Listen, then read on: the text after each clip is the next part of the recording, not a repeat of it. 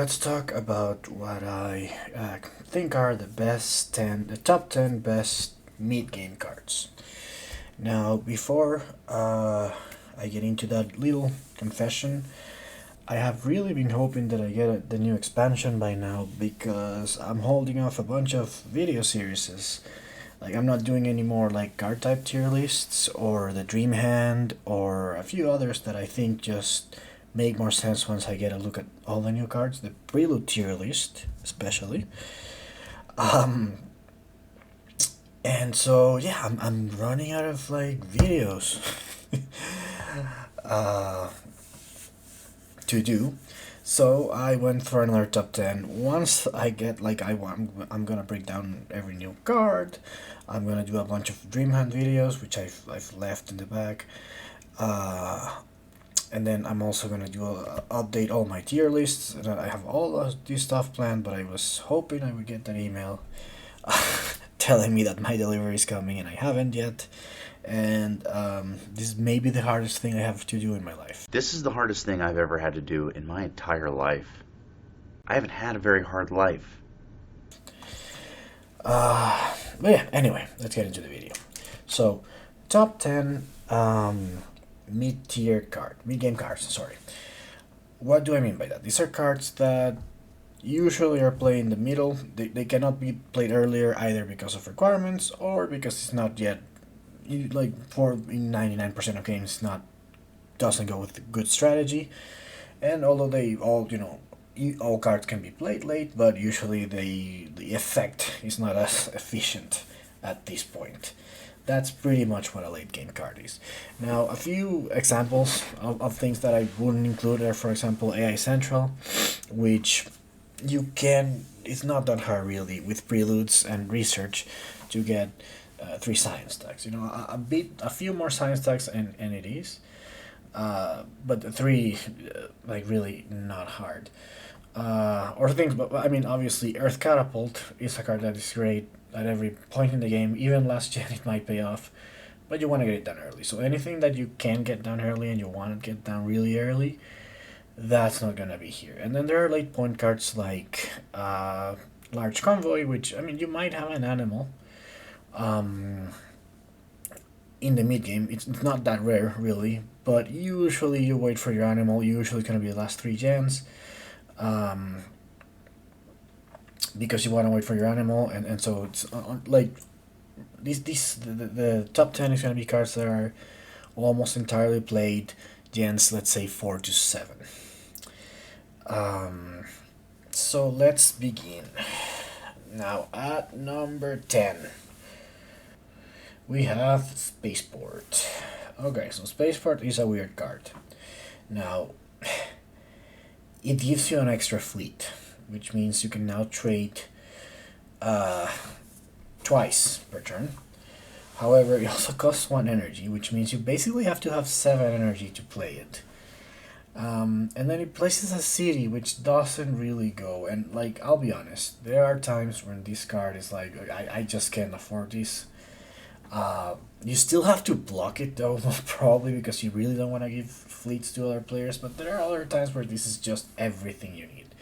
So you might just, if you need a city, you always want the other fleet. If you need a city, you play it, and then you just work to get the energy. It is the most awkward of the extra fleet cards, but I definitely think it's good enough. And it's just a little awkward that it gives you incomes, good income but it requires energy. It needs a fleet. It gives you a fleet, which you won't get to 7 energy early, right? And then it places a city, so it just does a little bit of everything, and it's a crazy card, but I still think it's worth including. Now at number 9 I have my only Venus card, Down City, and I didn't include, there's 2 Venus cards, sorry, but I didn't include anything with Venus requirements because those it's hard to predict where they go. Like, I've seen MSI or Inventrix play, Stratospheric Verts Gen 1. It's not hard, and now with Venus Prelude it's gonna be easier. I've seen Venus not get terraform at all for a game, and then you don't play the card. So it's really hard to pinpoint cards with Venus requirements on the mid game. But for science tags, I feel are almost certain to go on the mid game, and it's also a points card. So it's not like a essential where if you have if you have uh, the three science, that's the next thing that's coming down. With Down City, it does have production, which is why it's not strictly a point card, and it's quite cheap, but it also costs energy and it's points. So it's not an emergency to get it down. You don't want to get it down that late because then that titanium is not going to be worth much. It's definitely on the later side. Like I would usually play this a bit closer to Gen 7. But if you can get it down early Gen 4, I think it's within that range. It doesn't do much. Like 3 points, that's great, pretty cheap, and it usually, like if you play it 5 gens before the end, it almost pays for itself. It's never gonna fully pay for itself, but yeah, pretty good card, Down City. Next up, we have Warp Drive, and Warp Drive is like a combination of a few of the science cards that existed before colonies. Like it has the 2 points, the science tag, the 5 science tag requirements, and a 4 discount on space. So this card can be nuts if you're going for space strategy. Otherwise, I wouldn't play this. 17 for 2 points. In the science tag, if you get, I mean, if you're working your way to 7 stacks, okay, but it pays back so fast. It just pays back so fast with a couple of space tags, and really, if you think about it, it's 17 for space tags, and you're paying 1 for 2 points. It's a great card. Like I said, 4 and 5 science tags I think are more mid game. 3 science tags can be really a bit faster, but I mean, obviously you would get this down in Gen 1 if you're able to, but I don't think realistically you get 5 science tags, and you can, but it's not very common. But Warp Drive, awesome card. In a space combo, it's insane. I don't have it higher because honestly, sometimes people start blocking space tags after you put it down, and space tags are pretty good late, so people block them and keep them and play them. So it's not like they're blocking back tags that help you and don't help them. It's a really good block for them. So that's the one problem with it. But yeah, Warp Drive number 8. At number 7, we have Warp Drive's cousin, Quantum Extractor. Now, the reason I have Quantum Extractor higher is, well, it's 1 less science stack, but it also gives you 4 energy. It doesn't have points. So Quantum Extractor, like Warp Drive is a card that you can play later-ish. Quantum Extractor, if you're Gen 7, you're already like, okay, do I have a use for this energy? Because the space discount for itself is not gonna pay back. And I actually see players play Quantum Extractor and Mask and Barrel late just because everyone knows it's a good card, and they play it like last gen and basically get 6 energy and 6 hit out of it. And maybe a couple of discounts which don't pay back for a card. But yeah, with colonies, Quantum Extractor is pretty awesome. And then that energy usually gets good use. But yeah, moving on to number 10. And number 10 is one of my favorite Venus cards, Sulphur Research. So this is a Jovian, a science, 2 points, and if you draw a card, or if you have 3 Venus stacks, you draw 3 cards. Now you always want to play this with 3 Venus stacks, right? And if you do, this card just gives you so much. The two great tags. The Jovian card probably an additional point. The science tag is great for every like half of the cards on this list have science tag requirements. And then 3 cards. It's hard to play early for 2 reasons. Okay, so you don't want to play this early. 2 reasons. One, you probably don't have the 3 Venus tags. That takes a while. But even if you do, you don't want to invest 20. Well, you invest 3 to buy it, but you don't want to invest 17 more into just getting points and cards. you want to get your economy cards out first, and then once your economy's rolling, then you like your one-time draws. You should never play those early, unless they're really cheap or you have great rebates, right?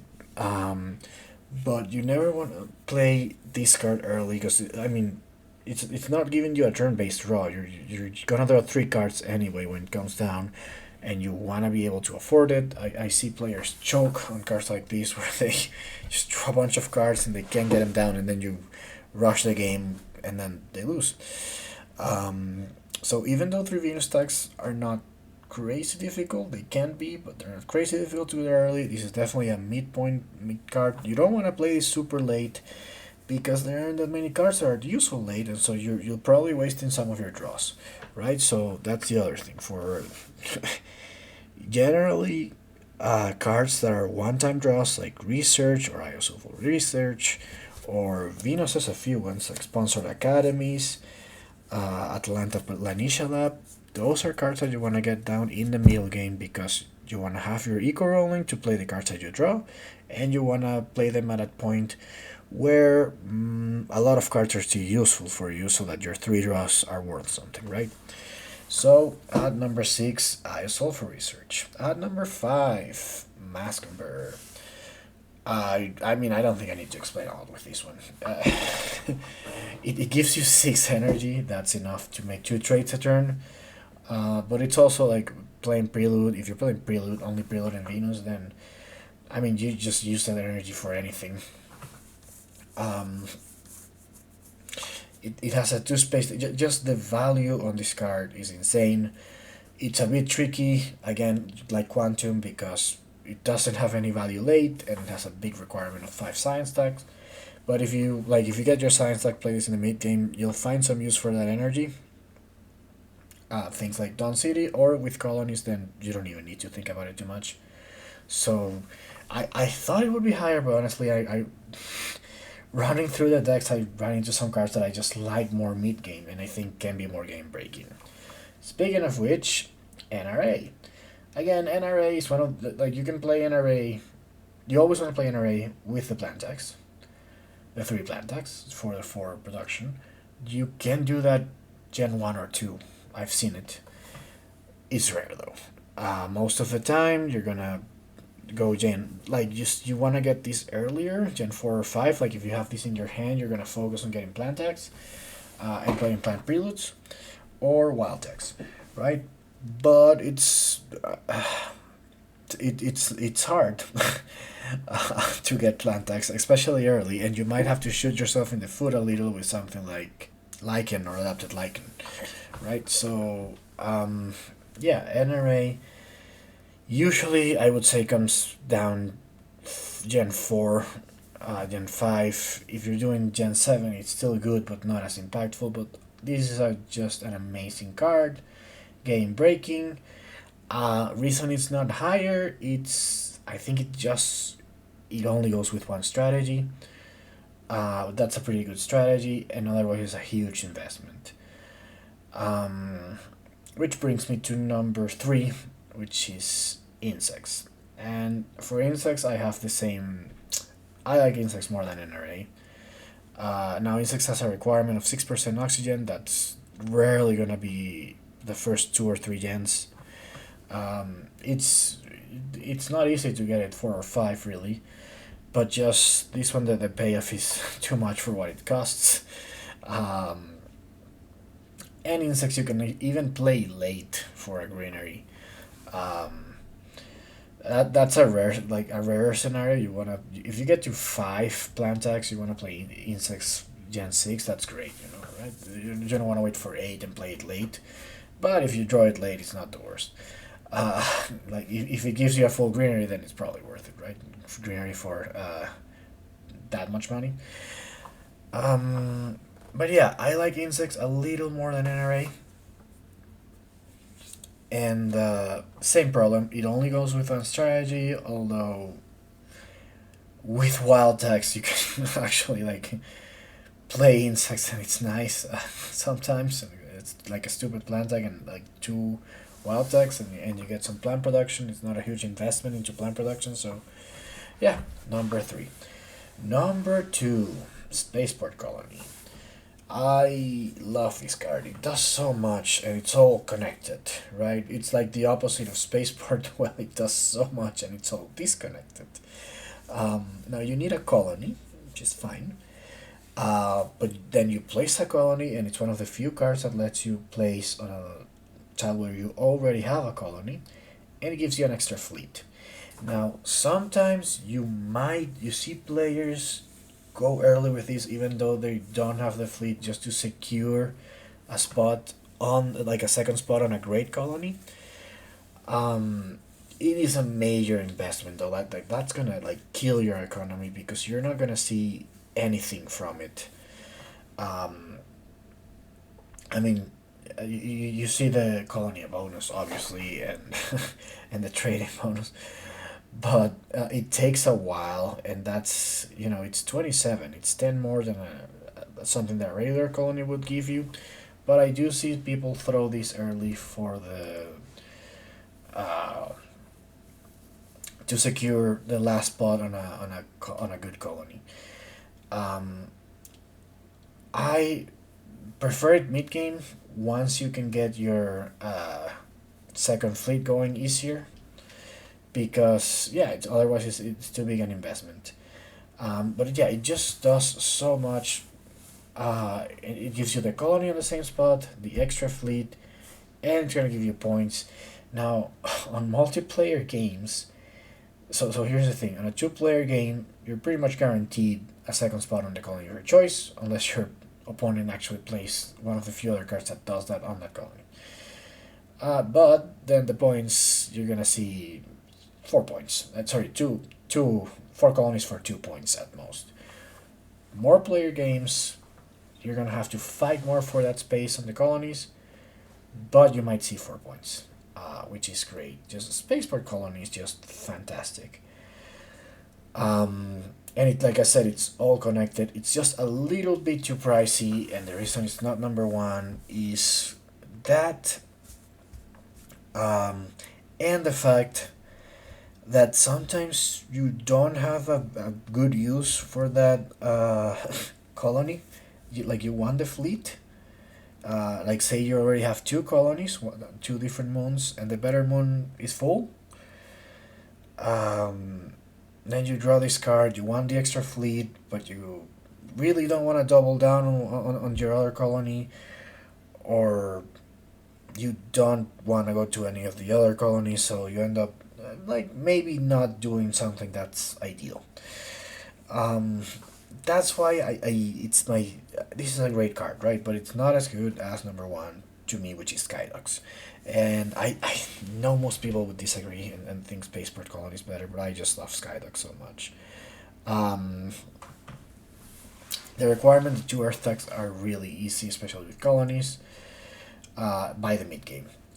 You don't want to play this early, obviously, because you don't have a use for the fleet.